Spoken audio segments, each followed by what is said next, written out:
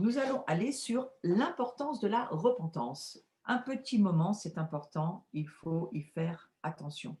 Parce que pour changer notre perception, notre mentalité, c'est la même chose. Pour nous repentir sincèrement, nous devons guérir de nos émotions qui nous mettent et qui nous barrent la route à la vraie repentance. Il y a des personnes, et il y en a beaucoup, qui me disent, mais moi, j'ai pardonné, mais je le sens pas en fait, donc j'ai pas pardonné puisque je le sens pas. Alors vous savez, sur ce sujet, attention. Attention parce que la repentance, eh bien, c'est juste une décision à prendre. Le pardon, c'est une décision à prendre. Et si ce que nous avons vécu est dirigé par ce que nous ressentons, si notre pardon ou la repentance que nous pensons avoir faite est dirigée par nos émotions, eh ben alors on va être trompé, hein. Parce que vous savez, lorsque vous avez été abusé par une personne et que vous lui accordez votre pardon, vous n'allez pas forcément ressentir tout de suite quoi que ce soit, hein. Je veux vous dire que le pardon est une décision et que vous avez la volonté libre de lui donner votre pardon, mais qui va réaliser ce chemin le pardon, c'est un chemin, mais c'est une libération intérieure et ça produit la guérison. Qui va avoir la puissance, l'autorité, vous l'avez vous, mais la puissance, qui va vous la donner pour que ça puisse être effectif dans votre vie? Eh bien, c'est l'Esprit Saint qui est en vous. C'est pour ça qu'il faut vivre avec lui. Vous avez pouvoir de décision. Et le Saint-Esprit, il a le pouvoir d'exécuter votre décision. Alors, que vous le ressentiez ou non, si vous avez accordé votre pardon, vous avez décidé de le faire, vous le faites par la foi, ben, croyez que c'est fait. Là aussi, c'est une affaire de combat des pensées. Croire la vérité et marcher par la foi, et j'y reviens, c'est le seul chemin pour notre guérison. Restons sur cette image. Voyez cette personne qui se repent, qui a pris la décision de le faire, et puis elle pardonne. Alors elle a décidé de pardonner. Maintenant, vous devez croire que vous l'avez fait, et vous devez marcher par la foi dans le fait que c'est fait, et ce que vos émotions n'ont rien à voir là-dedans. Laissez-vous du temps, et petit à petit, vous verrez qu'au travers de ce que vous avez décidé, les émotions s'aligneront à votre décision. Et en tenant bon sur ce que vous avez décidé, en persévérant sur ce que vous avez décidé, le Saint-Esprit, lui, va toujours vous appuyer parce qu'il est là pour ça et qu'il attend que ça. Lui, il est extrêmement heureux de collaborer avec enfin un chrétien qui lui permet de faire la bonne chose. Eh bien, à partir de ce moment-là, qu'est-ce qui se passe? Vos émotions, vous verrez, un jour ou l'autre, ressentiront même de l'amour pour vos ennemis. C'est ce que la Bible dit. Donc, c'est ce que Jésus-Christ est venu faire pour nous sur la terre, hein. Cette perception des événements passés en fonction de notre nouvelle identité en Christ. C'est ça qui va déclencher ce processus de guérison et c'est ça qui va permettre de voir nos émotions meurtries guérir et s'aligner aux bonnes prises de décision. Toute la vie chrétienne est une affaire de décision. Vous décidez de donner votre vie à Jésus et le Saint-Esprit fait le reste. Vous décidez de recevoir le Saint-Esprit. Le Saint-Esprit fait le reste. Vous décidez de pardonner. Le Saint-Esprit fait le reste. Vous décidez de croire à la guérison.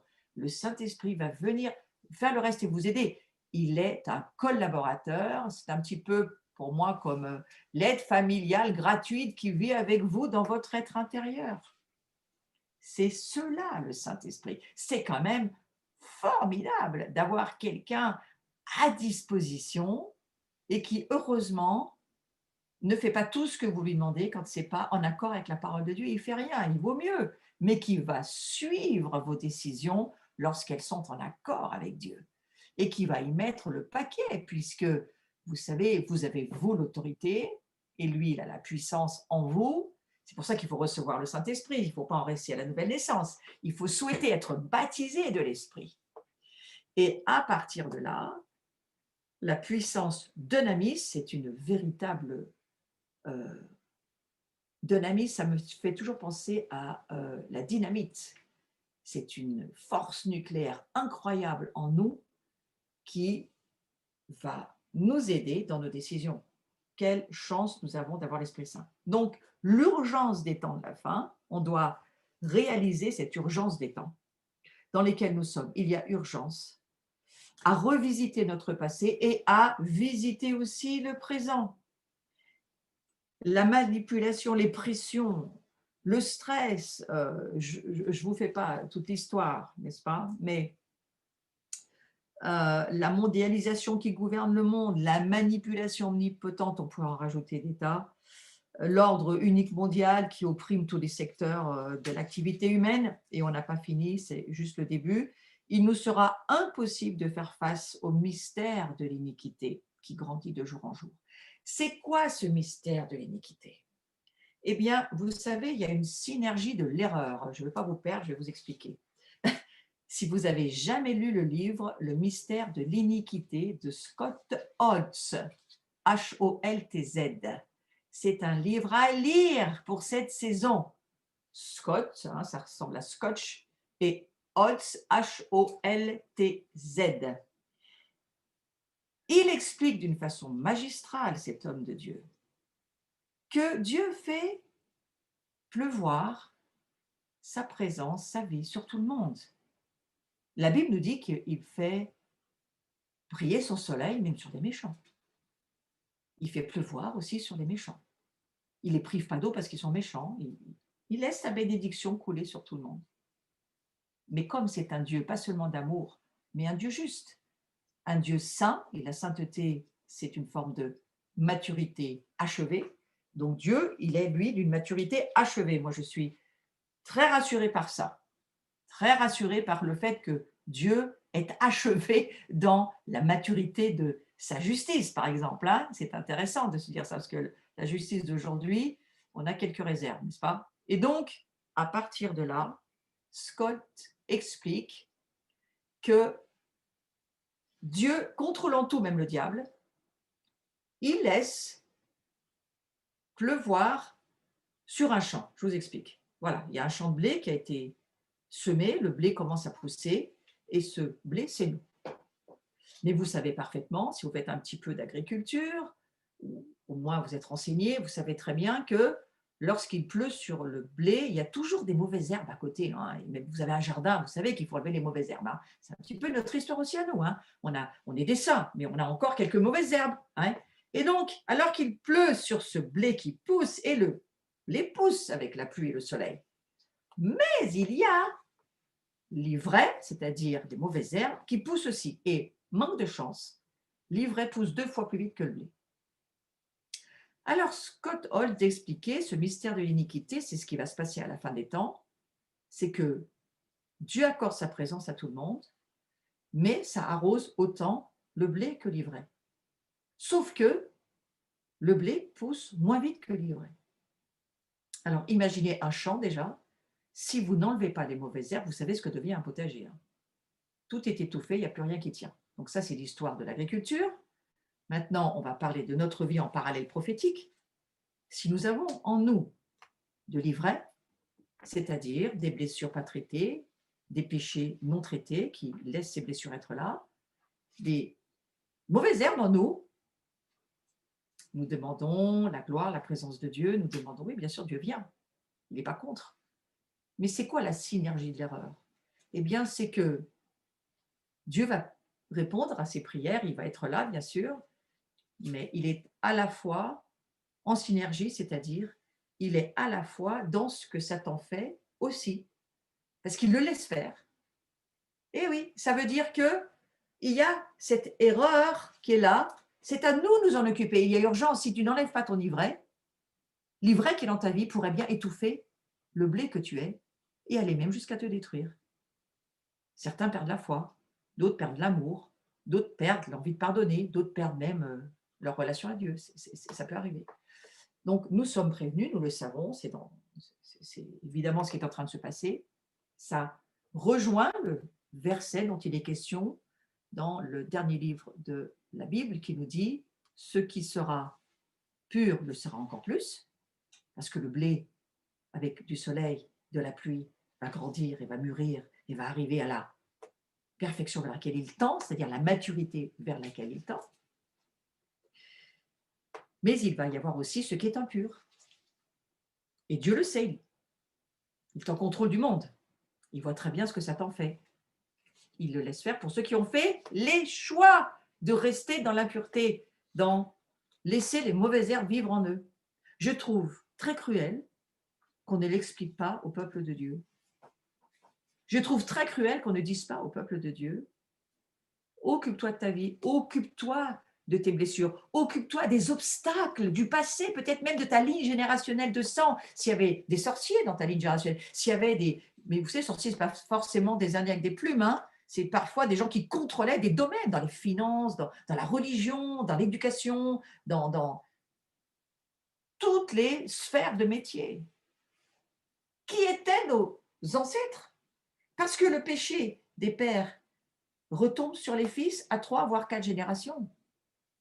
Alors merci Seigneur pour les 1000 générations de bénédictions, hein, sur les chrétiens qui transmettent ces bénédictions, mais ça n'enlève pas que les péchés des pères retombent sur les fils et les filles. Donc nos péchés ne sont pas une affaire personnelle seulement, c'est une affaire de génération.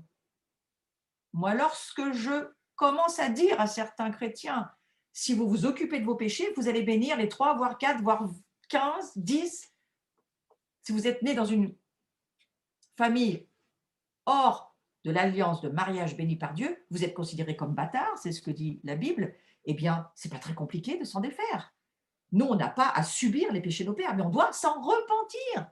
C'est une décision. Je me repens. Moi et mes pères, nous avons péché. Donc, en nous repentant des péchés de nos pères, en les endossant, en nous identifiant aussi à eux, c'était nos pères, c'est normal, le péché est collectif. Alors, ce n'est pas le sujet de mon cours, hein, mais j'y vais quand même un peu pour vous dire la synergie de l'erreur. Attention, ce n'est pas à Dieu que vous apprenez, que vous n'allez pas l'étonner et vous n'allez pas lui faire peur avec toutes vos histoires. Il connaît toutes vous, il sait combien ce matin de cheveux est tombé de votre tête. Moi, je ne vous raconte pas d'histoire, c'est dans la Bible. Il sait combien de cheveux tombent de nos têtes. Je ne vois pas à quoi ça lui sert, mais il le sait. Mais c'est juste pour nous dire, il sait tout. Pourquoi nous nous repentons et nous prions? Pour faire savoir, surtout au diable, que vous ne collaborez plus.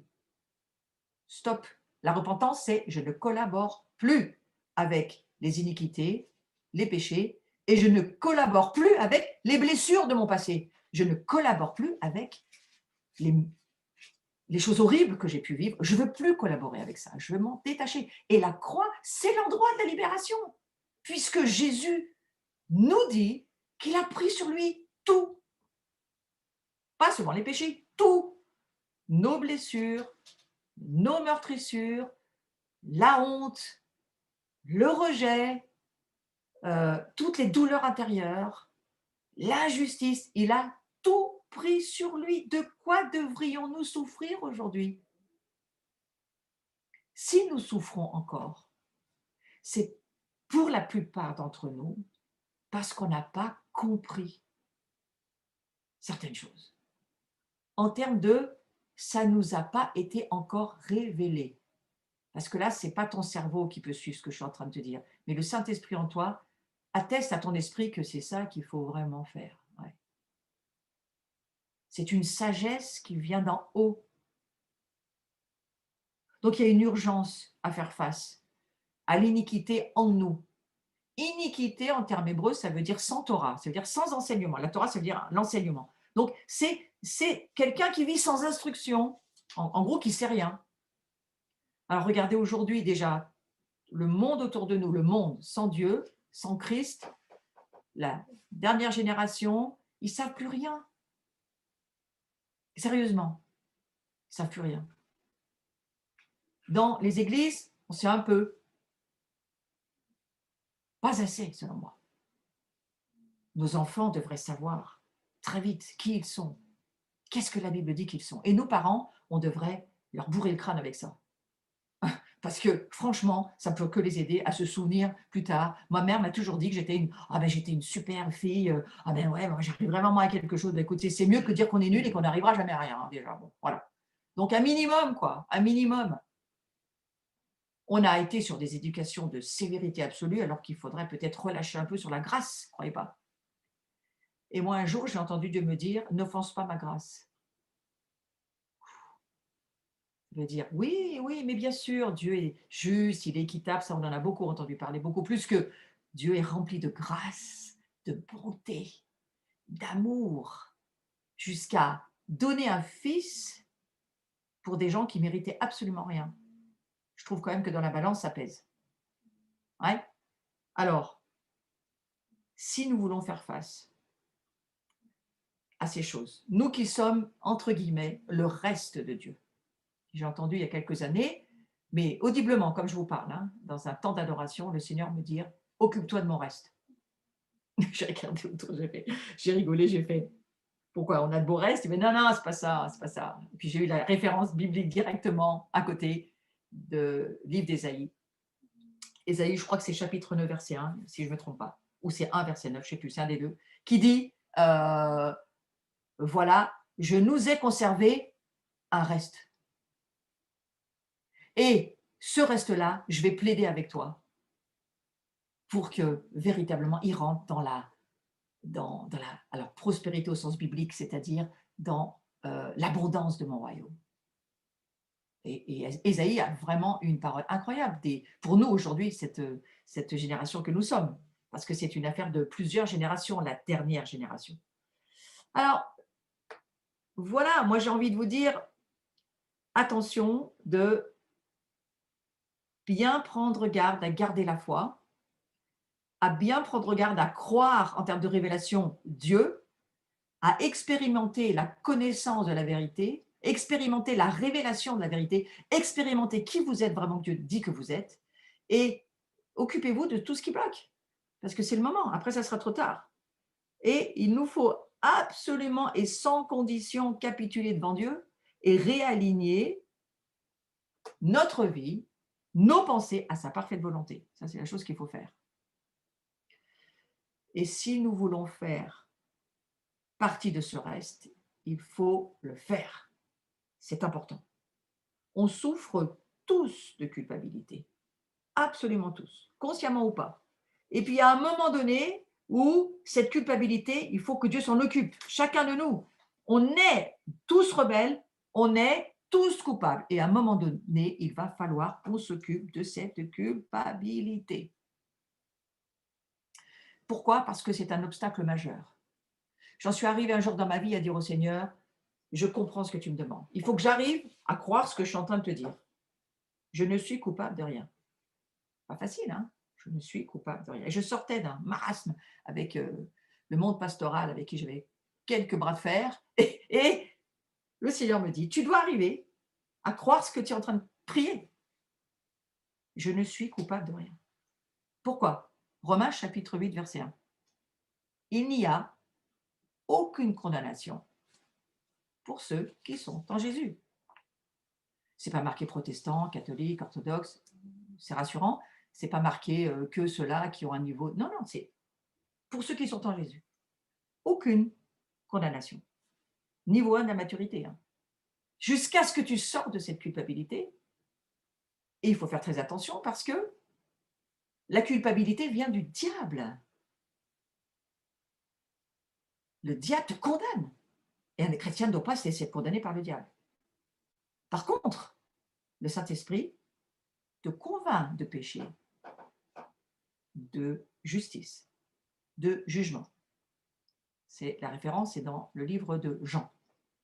Du coup, quelle est la différence entre une conviction de péché et une culpabilité? Eh bien, c'est le nord et le sud. Une conviction, c'est lorsque Dieu te dit, tu vois, là, tu as une blessure, il faut t'en occuper. Une condamnation, c'est une accusation. Tu as péché, c'est ta faute, et pour cela, tu ne te relèveras pas. Ça, c'est le diable. Donc, ce n'est pas du tout la même chose.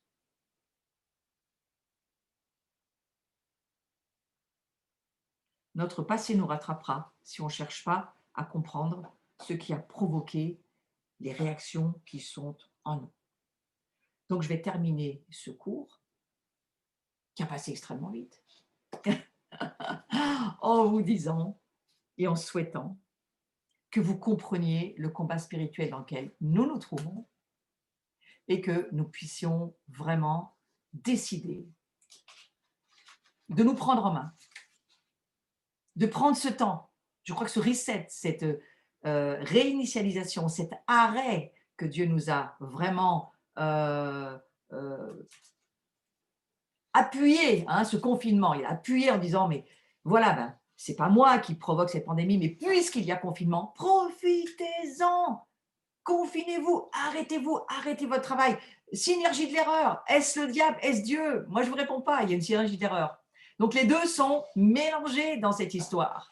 Donc, nous ne cherchons pas à savoir qui, mais disons, Dieu contrôle tout, Dieu est en contrôle de tout, donc il nous dit, profitez de ce confinement qui n'est largement pas terminé, vous le verrez dans l'avenir, mais à mon avis, il n'est pas terminé ce confinement. Et profitons-en pour que nous puissions revisiter notre passé et remettre notre présent dans les mains du Seigneur. Amen.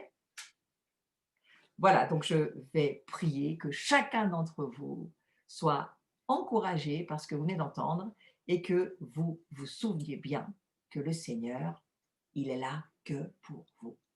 Soyez bénis.